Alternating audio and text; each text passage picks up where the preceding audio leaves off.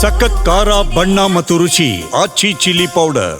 Sugar ಅಂದ್ರೆ ಮಧುಮೇಹ ಬರುವ ಮುನ್ನ ದೇಹದಲ್ಲಿ ಕಾಣಿಸಿಕೊಳ್ಳುವ 5 ಲಕ್ಷಣಗಳ ಬಗ್ಗೆಯೇ ತೋರಿಸ್ತೀವಿ ನೋಡಿ.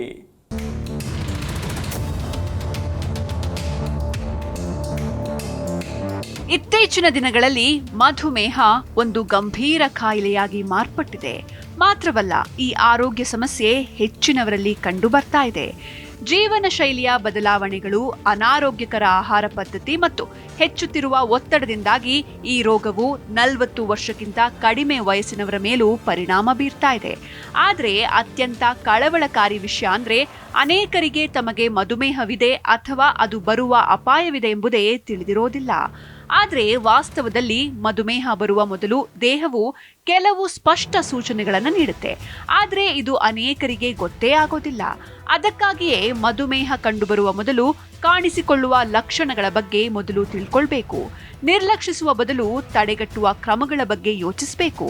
ಹಾಗಾದ್ರೆ ಆ ಲಕ್ಷಣಗಳು ಯಾವುವು, ಯಾವ ರೀತಿ ಕಂಡುಬರುತ್ತೆ ಎಂಬುದನ್ನ ಹೇಳ್ತೀವಿ ನೋಡಿ.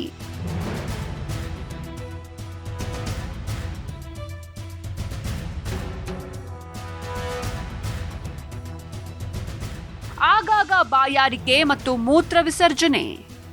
ರಕ್ತದಲ್ಲಿನ ಸಕ್ಕರೆ ಮಟ್ಟ ಹೆಚ್ಚಾದಾಗ ಮೂತ್ರಪಿಂಡಗಳು ಅದನ್ನ ದೇಹದಿಂದ ಹೊರಹಾಕಲು ಶ್ರಮಿಸುತ್ತವೆ. ಇದು ಮೂತ್ರ ವಿಸರ್ಜನೆಯನ್ನ ಹೆಚ್ಚಿಸುತ್ತೆ. ಮೂತ್ರದ ಮೂಲಕ ಹೆಚ್ಚಿನ ನೀರು ನಷ್ಟವಾಗೋದ್ರಿಂದ ನಮಗೆ ಆಗಾಗ ಬಾಯಾರಿಕೆಯಾಗುತ್ತೆ. ಹೆಚ್ಚು ನೀರು ಕುಡಿಯೋದು, ಪದೇ ಪದೇ ಶೌಚಾಲಯಕ್ಕೆ ಹೋಗ್ಬೇಕಾಗಿ ಬರುತ್ತೆ.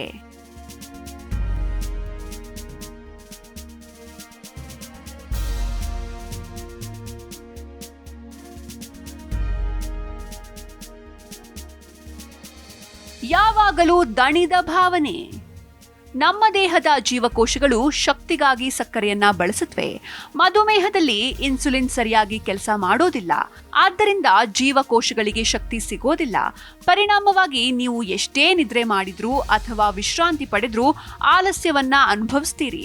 ಮಾತ್ರವಲ್ಲ, ದೇಹದಲ್ಲಿ ಶಕ್ತಿಯೇ ಇಲ್ಲ ಎಂಬ ಭಾವನೆ ಬರುತ್ತೆ.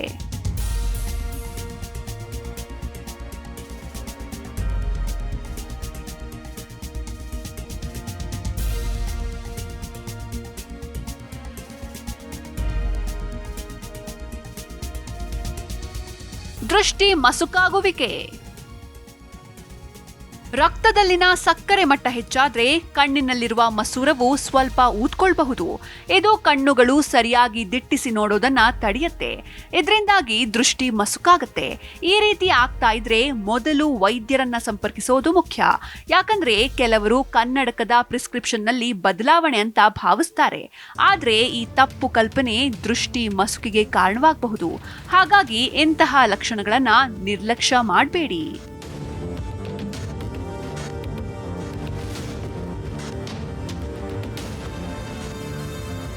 ಒಂದೇ ಸಲ ತೂಕ ಕಡಿಮೆಯಾಗುವುದು. ಜೀವಕೋಶಗಳಿಗೆ ಶಕ್ತಿಗಾಗಿ ಸಕ್ಕರೆ ಸಿಗದಿದ್ದಾಗ ದೇಹವು ಸ್ನಾಯುಗಳು ಮತ್ತು ಕೊಬ್ಬನ್ನ ಒಡೆಯಲು ಪ್ರಾರಂಭಿಸುತ್ತೆ. ಇದು ಬೇಗನೆ ತೂಕ ಕಡಿಮೆಯಾಗೋದಕ್ಕೆ ಕಾರಣವಾಗುತ್ತೆ. ಅದರಲ್ಲಿಯೂ ಇದು ವಿಶೇಷವಾಗಿ ಟೈಪ್ 1 ಮಧುಮೇಹದಲ್ಲಿ ಸಾಮಾನ್ಯವಾಗಿದೆ.